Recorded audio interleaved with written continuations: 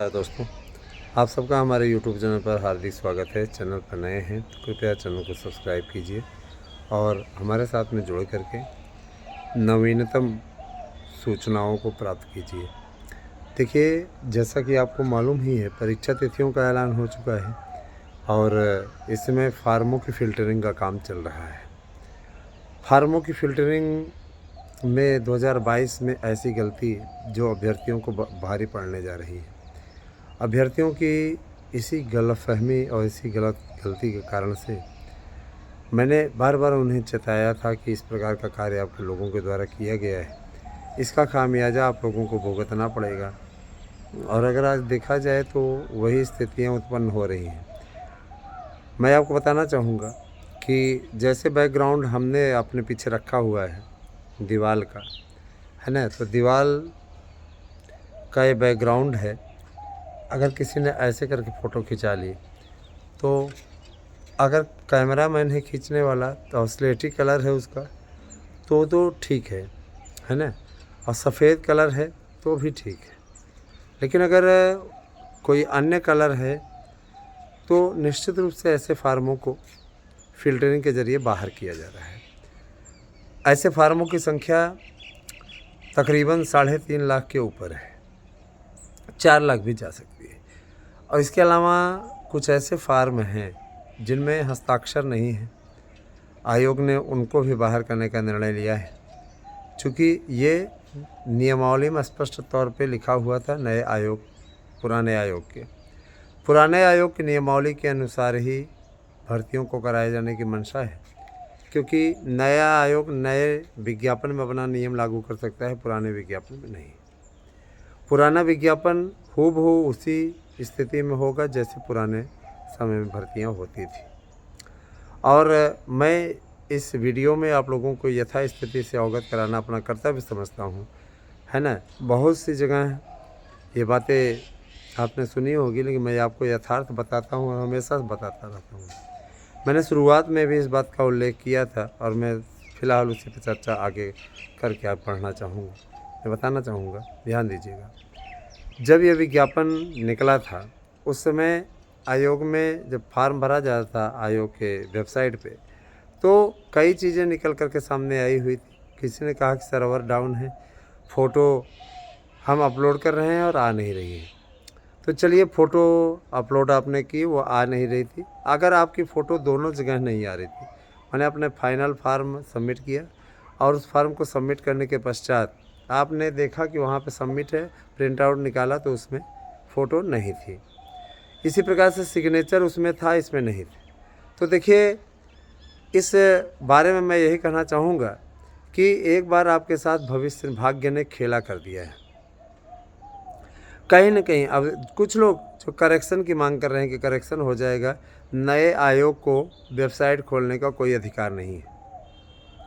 नया आयोग वेबसाइट खोलेगा, नए तरीके से अगर कोई नया चीज़ इसमें लागू करता है तो सीधे तौर पर भर्ती पे स्टे हो जाएगा। इसीलिए नया आयोग ऐसी मूर्खता नहीं करेगा, नए आयोग द्वारा नया नियम नहीं थोपा जाएगा, क्योंकि कुछ ऐसे शरारती तत्व होते हैं जिनका एकमात्र मकसद होता है किसी प्रकार से इनके प्रकार भर्ती को फंसाना। और मैं ये भी देख रहा हूँ कि बहुत से ऐसे अभ्यर्थी हैं जो इन बातों को लेकर के अभी तक समझ नहीं रख पाए हैं, और यह दुर्भाग्य है उनका।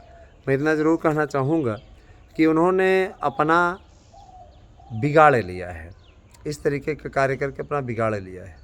लाखों फार्म इसमें रद्द हो रहे हैं और इस सिलसिले में हम सभी लोगों ने एक कमेटी का गठन किया है। जो आपके प्रतियोगी संगठन के कोई लोग इस मुद्दे का निराकरण नहीं करा पाएंगे और ना ही ऐसी बातों का उल्लेख वो अपने वीडियो में कर रहे हैं, है ना। अब अगर वो इतने बड़े अंतर्यामी थे कि हम गए, मिले, ज्ञापन दिया और उसके बाद में परीक्षा तिथि आ गई, तो आपको तुरंत बता देना चाहिए था कि कल परसों भर की तारीख में परीक्षा तिथि भी आ जाएगी। ये क्यों नहीं बता पाए? क्योंकि आप सिर्फ गेट पे जाते हो, गेट पे जाके वहाँ तमाशा करते हो, ड्रामा करके उसके बाद में महान बनने के लिए वहाँ जा कर के ऊँचे टुल्ले पे खड़े होकर के बकवास करके चले जाते हो। यादव, मुस्लिम, ये 2 ऐसे समुदाय हैं, सीधे तौर में बताता हूँ, जिनकी वर्तमान सरकार में नहीं सुनी जा रही है। लेकिन ऐसे लोग सबसे ज़्यादा मैं ये देख रहा हूँ, मज़ा आता है मुझे। आ करके आगे नेतृत्व करने की कोशिश कर रहे हैं और साथ ही साथ क्रेडिट ले जाने की कोशिश कर रहे हैं, है ना। विज्ञापन हो, निकलवाना हो, मुझे अच्छी तरीके से याद है कि यही लोग कह रहे थे कि नए नियम के अनुसार आएगा, ये आएगा, वो आएगा। आज भले ही इनके साथ में सब्सक्राइबर जुड़ जा रहे हों और चाहे भले ही आप लोग वाह वाह वाह भैया आप जिंदाबाद मुर्दाबाद हैदराबाद अहमदाबाद कर रहे हो, लेकिन वास्तविकता ये है कि इनका कोई योगदान नहीं है, किसी प्रकार का कोई ऐसा वो नहीं है। नया आयोग बना है तो पुरानी परीक्षाओं को कराएगा, इसमें कोई दो राय नहीं है। परीक्षा तिथियों की मांग इसलिए भी जोर पकड़ रही थी, परीक्षा तिथियां अगर नहीं आएंगी, नए आयोग की अभी तैयारी ही नहीं थी। तैयारी इसलिए नहीं थी, नया आयोग नई नियमावली में फंसा हुआ है जिसमें साफ तौर पर कहा गया है कि अगर 5 लाख से ज़्यादा आवेदन होते हैं तो अलग अलग तिथियों पर परीक्षा कराई जाएगी, कई चरणों में कराई जाएगी, है ना। तो जाहिर सी बात है कि अब नए आयोग को नए हिसाब से भर्ती करानी होगी, लेकिन सिर्फ नई भर्ती के लिए मात्र बोला गया है। पुरानी भर्ती में नया आयोग ये नियम लागू ही नहीं कर सकता। अगर 5-5 लाख की बात आप कर दें तो ऐसे तो फिर 13-13.5 लाख के तकरीबन फार्म पड़े हैं। अब आप स्वयं इसमें समझ लीजिए, उसमें ज़्यादा कुछ बोलने वाली बात नहीं है। फिर भी अगर कुछ लोग खुशफहमी और गलतफहमी का शिकार हो रहे हैं तो मैं बताना चाहूँगा ऐसा कुछ भी नहीं है। नए विज्ञापन में सारी व्यवस्थाएं लागू होंगी, पुराने विज्ञापन में वैसी कोई बात नहीं रहने वाली है। तो ये तथ्यात्मक रूप से अब तय हो गया है, पुरानी भर्तियां पुराने मानक के हिसाब से होंगी, नई भर्तियां नए मानक के हिसाब से होंगी।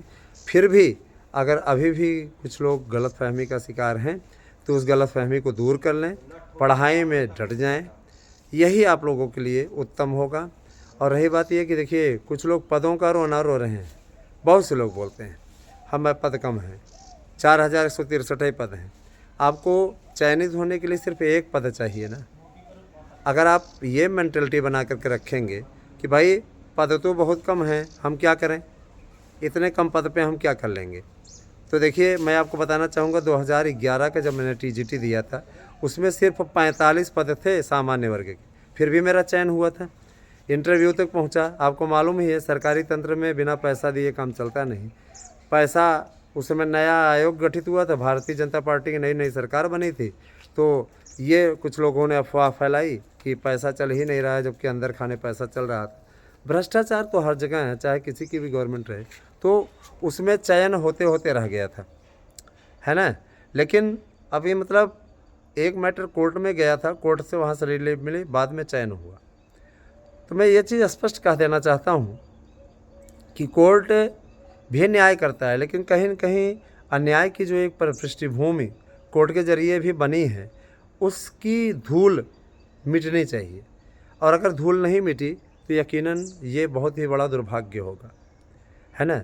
धूल इसलिए भी मिटनी आवश्यक है क्योंकि जिस तरीके से लोग बिहेवियर कर रहे हैं, है ना।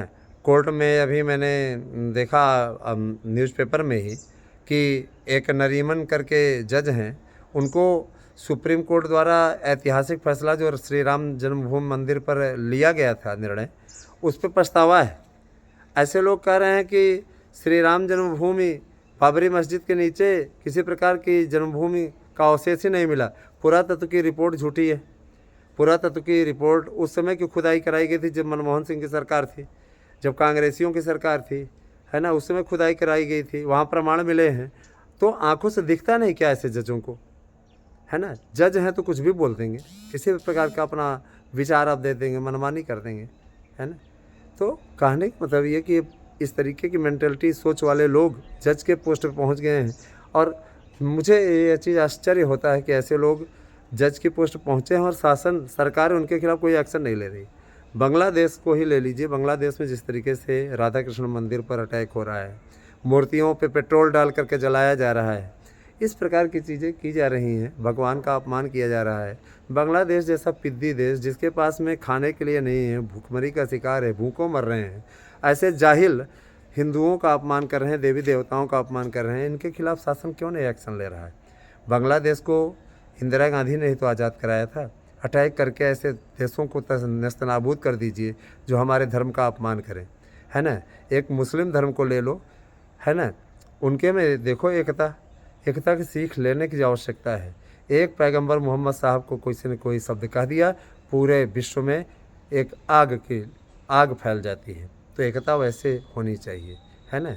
अगर उनका कट्टरपंथ है तो उनसे ज़्यादा कट्टर हिंदू है, लेकिन हिंदुओं के खून में इस समय कुछ ज़्यादा नरमी आ गई है। ये नरमी हटनी चाहिए। और यहाँ पे जो सेकुलर तथाकथित सेकुलर दल बनते हैं, जो कि मुस्लिमों की पैरवी करने के लिए तो खड़े हो जाते हैं, हिंदुओं के बोलते समय उनके मुंह में दही जम जाती है, ऐसे का बाइकाट करना बहुत आवश्यक है ना। जितने सेकुलर दल हैं, मुझे अच्छी तरीके से याद है, अभी कुछ दिन पहले ही, मैं 6 दिसंबर को की बात है ना, 6 दिसंबर की ही बात है, मैं बताना चाहूँगा। उसमें अयोध्या में बाबरी मस्जिद विध्वंस का मामला था, है ना। तो वहाँ पर उद्धव ठाकरे की शिवसेना ने, है ना, एक विज्ञापन प्रकाशित कराया था, जिसमें बाला साहब ठाकरे की पोस्ट कमेंट दिया गया है कि मुझे मस्जिद तोड़ने का कोई गम नहीं है और न किसी चीज़ की प्रस्ताव, बल्कि मुझे गर्व है कि मैं कार सेवा में शामिल था। ठीक है, तो उस पर समाजवादी पार्टी ने तत्काल गठबंधन तोड़ दिया। तो इस प्रकार की मेंटेलिटी वाले लोग, क्योंकि सेकुलर बनते हैं, इनको मुस्लिमों का वोट चाहिए। मुस्लिम भी ये चीज़ अच्छी तरीके से समझने लगा है कि हमारे आदि पूर्वज हिंदू थे। बहरहाल ये बहुत बड़ा बहस का मुद्दा है। मेरे पास में प्रमाण भी है, कई लोग ऐसे हैं जो कि अपने नाम के आगे अपने पूर्वजों के नाम को लगाने लगे हैं, है ना, कास्ट लगाने लगे हैं, दुबे लिखने लगे हैं, ये लिखने लगे हैं, चौबे लिखने लगे हैं, तमाम प्रकार की चीज़ें, यादव लिखने लगे हैं। मुस्लिम हैं लेकिन लिखने लगे हैं। तो कहने का तात्पर्य ये है कि उनके अंदर भी समझ आ रही है। फ़िलहाल ये उनका अपना अपना मैटर है।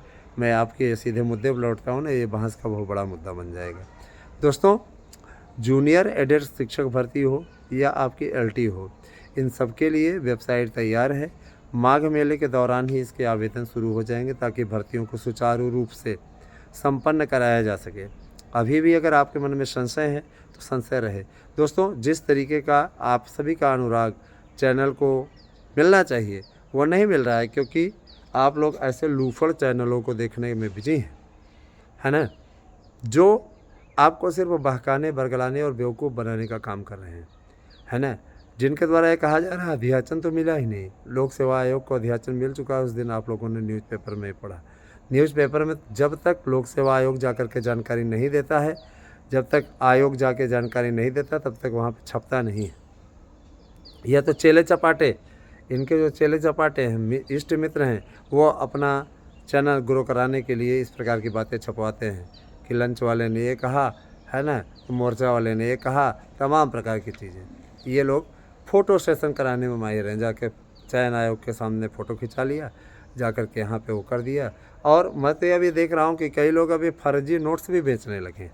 मेरी देखा मैं नोट्स अवेलेबल करवा रहा हूँ, अच्छा नोट्स उपलब्ध करा रहा हूँ, ताकि अभ्यर्थियों का भविष्य सुरक्षित हो पाए। तो ये लोग अब फर्जी नोट्स बेच रहे हैं। मेरे ही नोट्स को कट एंड पेस्ट करके वहाँ पे प्रोवाइड कराने की कोशिश की जा रही है। मैंने कईयों को पकड़वाया भी है, कई लोगों के खिलाफ़ FIR भी कराया है। और ऐसे लोगों को मैं ये चीज़ चेतावनी देता हूँ कि अगर हमारे नोट्स को किसी भी प्रकार से कट एंड पेस्ट करके बेचा गया तो आपके खिलाफ़ विधिक कार्रवाई की जाएगी और कानूनी पचड़े में ऐसा फंसेंगे कि जीवन भर उभर नहीं पाएंगे। याद रखिएगा। तो तमीज़ से हो जाएं, ढंग से हो जाएं। देखिए, जिन भी मित्रों को हमारे नोट्स चाहिए वे 8115998001 पे व्हाट्सएप करके अपना एड्रेस दें, पिन कोड सहित, नाम सहित, और 2 मोबाइल नंबर अवश्य दें। और नोट्स आप लोगों को मैं 3 से 4 दिन के अंदर अवेलेबल करवा दूंगा, क्योंकि परीक्षा भी दूर है। 3 से 4 दिन का आपको वक्त लगेगा, है ना, सीधे आपको बता रहे हैं। 3 से 4 दिन का आपको समय लगेगा, आप तक नोट्स पहुंच जाएगा। और रही बात यह कि जिनको तत्काल चाहिए, जिन्हें यह चाहिए 24 घंटे के अंदर, वो 50 रुपये एक्स्ट्रा जमा कर दें, उन्हें 24 घंटे के अंदर नोट्स अवेलेबल हो जाएगा। मेरा जो अपना काम है, कर्तव्य है, वो हम अवश्य करते हैं। और 8115998001 ही मेरा गूगल पे नंबर भी है। आप लोग जुड़िए हमारे साथ में। दोस्तों, मैं चीज़ ज़रूर कहना चाहता हूँ कि शिक्षकों की भर्ती, आप लोगों को TGT PGT का 27,000 से ज़्यादा नया विज्ञापन आएगा, है ना। ये पद 27,995 हैं, तो 28,000 इसको मानिए। विज्ञापन बहुत जल्दी आएगा, इसमें कोई संशय नहीं है। अगर फिर भी आप संदेह की चादर ओढ़े हुए हैं तो ओढ़े रहिए, कोई दिक्कत नहीं है। इतना अवश्य है कि जो हो रहा है बेहतरीन मंच की ओर बढ़ रहा है, उसमें कोई दो राय नहीं है ना। तो आप सभी लोग जुड़िए हमारे साथ में, और किसी भी प्रकार कोई समस्या होती है तो इसके लिए आप हमारे व्हाट्सएप नंबर 8115 99 8001 पे व्हाट्सएप करके बताइए। उस पर एक वीडियो बना दिया जाएगा। वहाँ निराकरण नहीं करेंगे, लेकिन एक वीडियो अवश्य बना दिया जाएगा। कृपया वीडियो देखा करें। हमसे सवाल जवाब आप व्हाट्सएप पे ना करें। व्हाट्सएप पे सिर्फ क्वेश्चन लिख दें, उस पर एक वीडियो बना दिया जाएगा। वीडियो देखा करिए, शेयर कीजिए, 4 लोगों को कम से कम जोड़िए। सिर्फ अपील कर सकते हैं, करना तो आपको ही है। ख़रीदने का तो सब्सक्राइबर हम आज ख़रीद लें तो ढेर सारे मुझे मिल जाएँ, लेकिन मुझे नेचुरल ढंग से आगे बढ़ना है। आज चैनल ठीक ठाक स्थिति में है। आप सबके स्नेह से मैं चाहता हूं कि अनवरत बढ़ता रहे। धन्यवाद। आप से दिन शुभ हो।